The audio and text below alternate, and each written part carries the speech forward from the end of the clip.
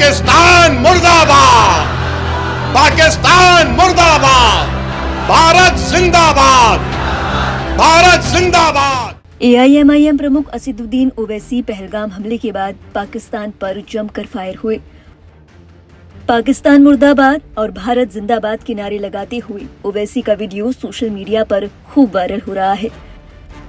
मुस्लिम सियासत का चेहरा माने जाने वाले ओवैसी अपनी रैलियों और भाषणों में अक्सर सिर पर इस्लामिक टोपी पहने नजर आते हैं, लेकिन इस दफा तिरंगा पगड़ी सिर पर बांधकर ओवैसी ने भारत की एकता का जो संदेश दिया है उसे लेकर उनकी जमकर तारीफ हो रही है।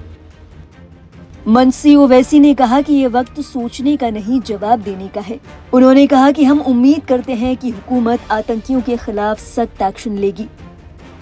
उन्होंने ये भी कहा कि ये देश का मसला है, इस पर सियासत करने की कोई जरूरत नहीं।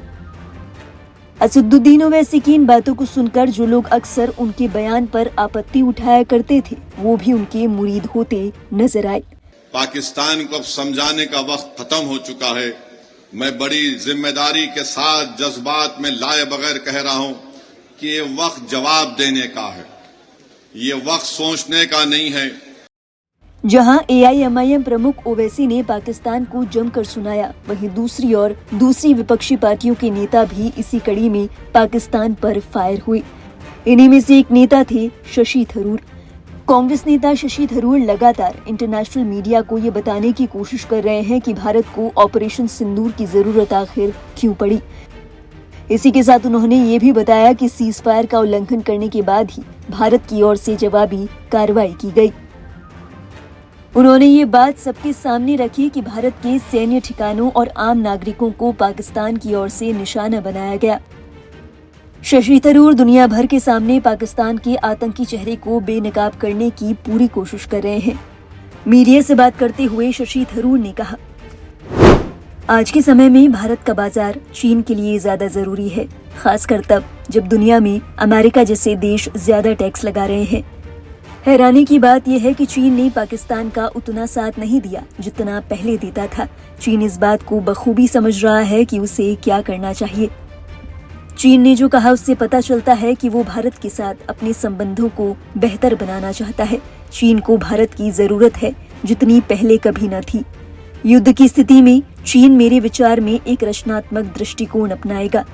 शशि थरूर ने आगे कहा, रूस, फ्रांस और इजराइल ही ऐसे देश हैं जिन्होंने खुलकर भारत के आतंकवाद के खिलाफ आत्मरक्षा के अधिकार को समझा है। अमेरिका को भी कुछ कहना चाहिए था, क्योंकि 9/11 के बाद हमारी ओर से अफगानिस्तान के खिलाफ सबसे कड़ी प्रतिक्रिया दी गई थी।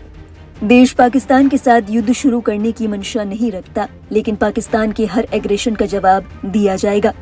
हम जिम्मेदार देश हैं, युद्ध हमारी प्राथमिकता नहीं है, लेकिन आत्मरक्षा में हम कभी पीछे नहीं हटेंगे। जहां एक तरफ थरूर अपने बयानों से दुनिया भर को ये संदेश दे रहे हैं कि भारत केवल आत्मरक्षा के लिए ये कदम उठा रहा है, जिसकी जमकर तारीफ हो रही है, वहीं असदुद्दीन ओवैसी भी पाकिस्तान के खिलाफ अपने धमाकेदार भाषण के कारण सुर्खियां बटोर रहे हैं। ओवैसी ने अपने भाषण में क्या कुछ कहा, आइए आपको सुनाते हैं। सरकार, इस देश के प्रधानमंत्री, ये जो आतंकवादी हमला हुआ है, बुज़दिलाना हमला हुआ है, वो उस पर मौसर कार्रवाई करेंगे, मरने वालों को वो इंसाफ दिलाएंगे और हम उम्मीद करते हैं कि हमेशा के लिए पाकिस्तान से जो आतंकवादी हमारे देश में आकर मासूम लोगों की जानें लेते हैं, चाहे वो हमारी बेटियां हों या फिर वर्दी पहनने वाले हमारे नौजवान बेटे हों, इन आतंकवादी हमले को खत्म करने के लिए हम उम्मीद करते हैं कि देश के प्रधानमंत्री पाकिस्तान से आए हुए आतंकवादी और पाकिस्तान जैसे एक फेल्ड स्टेट के खिलाफ वो एक मौसर कार्रवाई करेंगे, ऐसा इक़दाम करेंगे कि दोबारा पाकिस्तान 100 मरतबा सोचेगा कि भारत की सरजमीन में आकर किसी को मारने के बारे में। मेरे अजीज दोस्तों और बुजुर्गों, मैं आपको ये बताना चाहता हूं कि पाकिस्तान ये पूछ रहा है कि भारत के पास अगर कोई प्रूफ है तो दो। अरे बेशर्मो, क्या हमने तुमको पठानकोट में बुलाकर नहीं दिखाया था कि पठानकोट हमारा एयरफोर्स का बेस में तुम्हारे आतंकवादी आकर वहां पर कोहराम मचा कर गए? तुम्हारी लोग पाकिस्तान से आकर देखे, उसके बावजूद भी तुमने उन आतंकवादियों के खिलाफ कोई एक्शन नहीं लिया। 26/11 का वाकया हुआ, मैं जानता हूं, आंध्र तेलंगाना में निजामाबाद एक इलाका है, वहां की हमारी एक बेटी जिसकी शादी हो के चंद दिन हुए थे, उसने अपने खानदान वालों के साथ वीटी स्टेशन पर थी। पाकिस्तान से आए हुए आतंकवादियों ने वीटी स्टेशन पर गोलियां मारकर लोगों की हत्या की, तो उसमें निजामाबाद की एक नई दुल्हन भी मारी गई थी। पाकिस्तान कभी भी इकरार नहीं करेगा कि उनके मुल्क से आतंकवादी आकर भारत में लोगों का कत्ल कर रहे हैं। पाकिस्तान को अब समझाने का वक्त खत्म हो चुका है। मैं बड़ी जिम्मेदारी के साथ जज्बात में लाए बगैर कह रहा हूं कि ये वक्त जवाब देने का है, ये वक्त सोचने का नहीं है। वरना याद रखिए, हर 6 महीने, हर 2 महीने के बाद ये आती हैं, या तो हमारी फौज या हमारी सीआरपीएफ के जवानों को या फिर मासूम कश्मीरियों को निशाना बनाती हैं।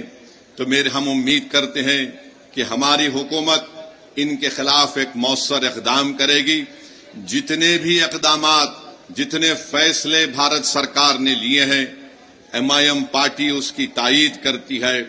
जैसे भी हो, पाकिस्तान को अगर कमजोर करने के लिए उनकी मईशत को, उनके इकॉनमी को कमजोर किया जा सकता है तो बराबर किया जाना चाहिए। और जो भी तरीक़ेकार हुकूमत इस्तेमाल करेगी, हम उम्मीद करते हैं कि आतंकवाद खत्म होगा। ये देश का मसला है, ये कोई सियासी मसला नहीं है, और लोगों को भी इस पर राजनीति करने की कोई जरूरत नहीं है। मैं आपको बताना चाह रहा हूं कि हमारी बेटी, जिसका नाम हिमांशी है, उसके पति को गोली मारकर 6 दिन के बाद शादी करके गए थे, उसका कत्ल कर दिया गया इन आतंकवादियों ने। ये हमारी बेटी हिमांशी का एक पैगाम देती है, हमारे देश में बसने वाले जो लोग हिंदू मुस्लिम का जहर फैला रहे हैं, वो कहती है कि मैंने अपने पति को खोया, मगर मैं नहीं चाहती कि मुसलमान और कश्मीरियों के खिलाफ नफरत के मजारे किए जाएं। हम उम्मीद करते हैं कि भारत सरकार हमारी इस बेटी जिसने अपने पति को खोया है, उसके इस अल्फाज को याद रखेगी, और देश कभी उन लोगों को माफ नहीं करेगा जो ऐसे वक्त में बजाय हम मुत्तहिद होकर इन आतंकवादियों से और इन आतंकवाद को प्रमोट करने वाले देश से मुकाबला करें, जो हमारे मुल्क में इसका फायदा उठाकर नफरत को फैलाना चाहते हैं। याद रखो, इस वक्त पर हमको नफरत नहीं, हमको अमन को और मोहब्बत को पैदा करना है, ताकि हम देश को मजबूत रख सकें। और जो लोग नफरत और जहर फैला रहे हैं, याद रखो, तुम LET और पाकिस्तान के चेहरों पर मुस्कुराहट लेकर आ रहे हो।